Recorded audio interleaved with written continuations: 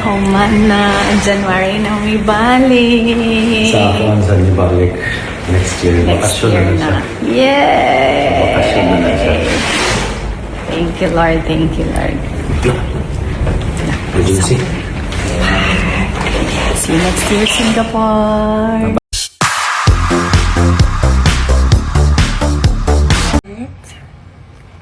It's going to be tight, okay? Tight. This tight, and then wait.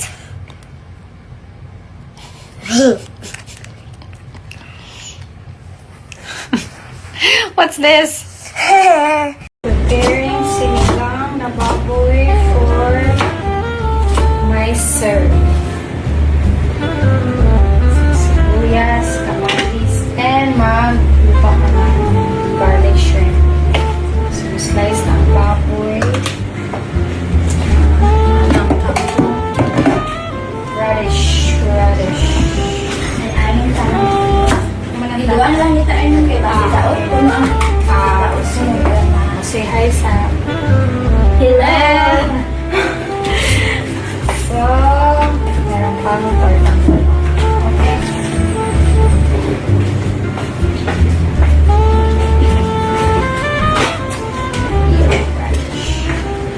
Kumukulo na ang water. So, ilagay na natin ang water. Habang pinapalambot ang baboy, we'll peel the radish. So, yeah, I love to cook. I think I got it from my mom. Kasi yung mommy ko, mahilig magluto. Siya talaga yung nagluluto ng pagkain namin. So, I think nakuha ko yun na gusto ko ako talaga yung nagluluto ng pagkain ng family ko.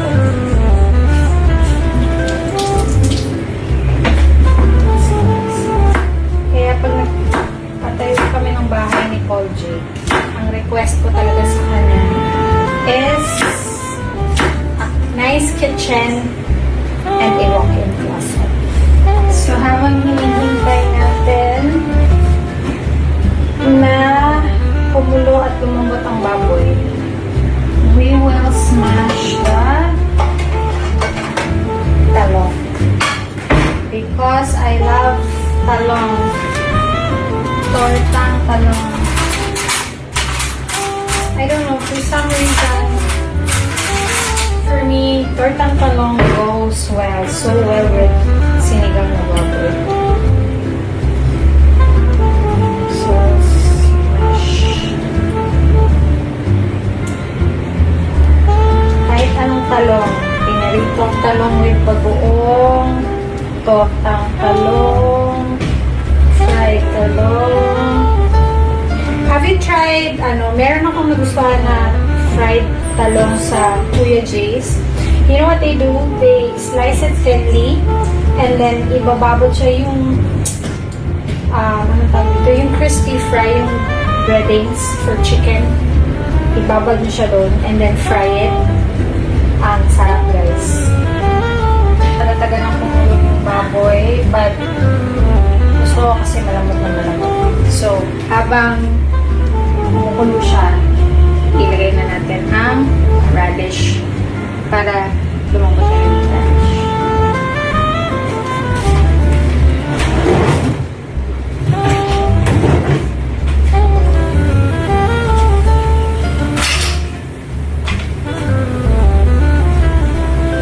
The radish and the kamatis.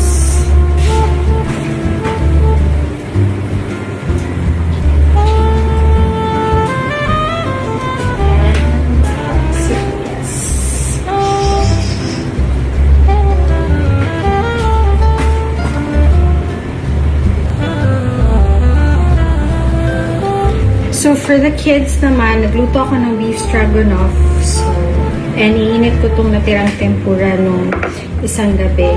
So, init natin sa oven kasi sayang.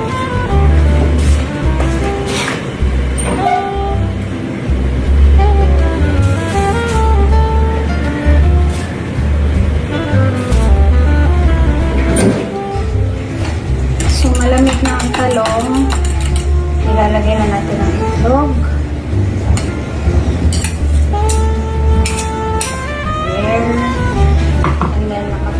nag-init na rin ako ng pan.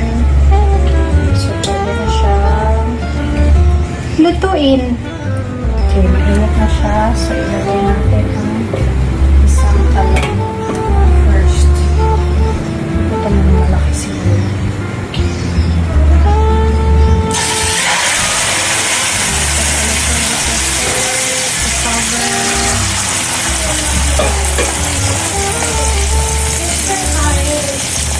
Oh wait, I'll give you orange, my love.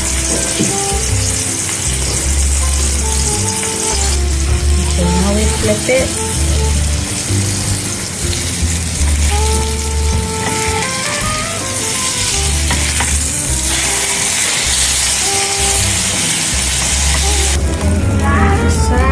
Then we'll put the other one next.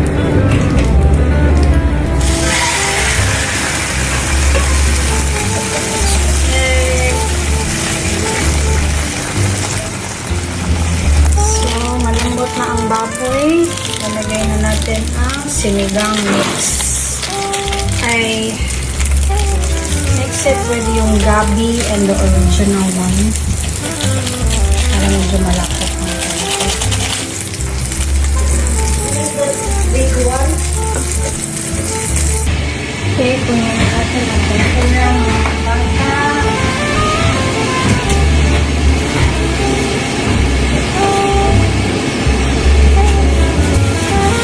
Niluto ng talong. Now we start with our garlic shrimp. Okay, pag mainit na, we'll put the butter. Singot na kayo ko, guys. Oh, I would like to thank my apron. This is from my sister-in-law, Richie Ann. I know you know her. Si Naanapud ko. So this is from her.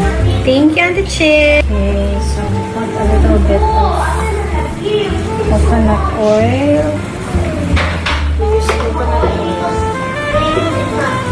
And then I will put butter.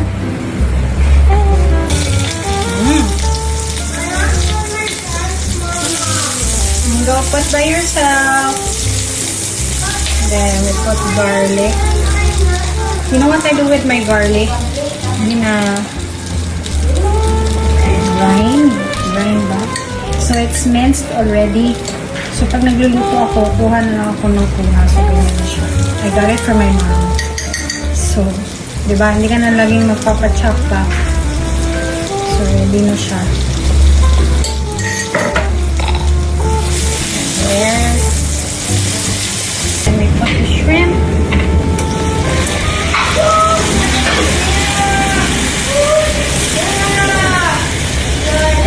Okay. With kimpit.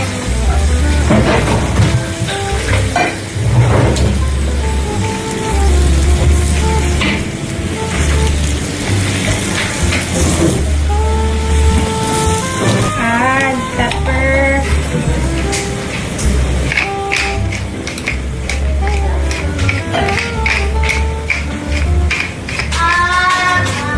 Tingnan mo kung gano'n ko kumahal ang asawa ko. Ang aking pepper eh. Si GC. Salt. Oh, I have... Wait. Okay. Garlic salt.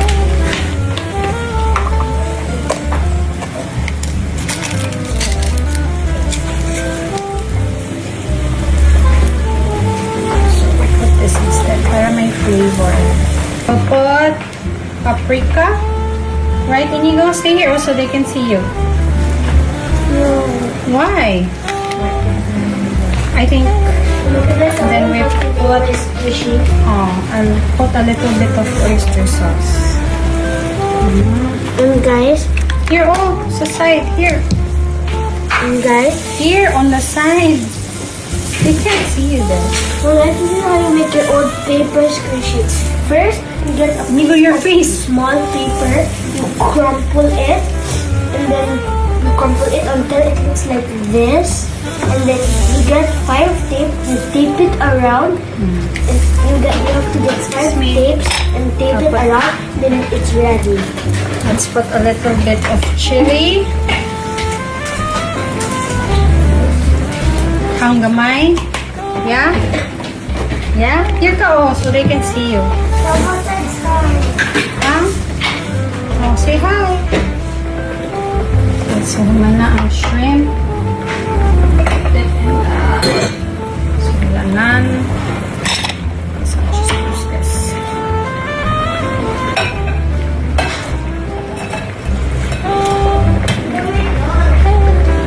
Garlic. Kailangan isama. Yan ang masarap guys. Ang bawang. I love bawang.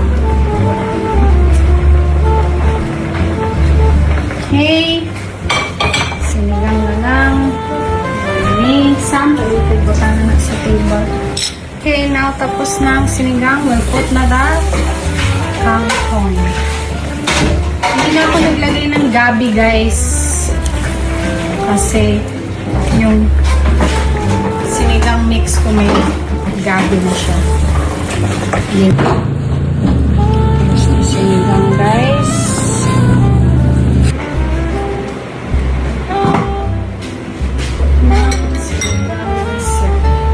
Ready to eat guys. Nagluto si mother. So ayan ang ininit na tempura. Beef stroganoff for the kids. Also, sinigang, tortang talong, and the garlic shrimp. Let's eat. Mga una ta. Mga mommies and daddies, the cutest run in Cebu is back. And I'm inviting you and your little runners to join us at Cebu IPI Run Kids 2026.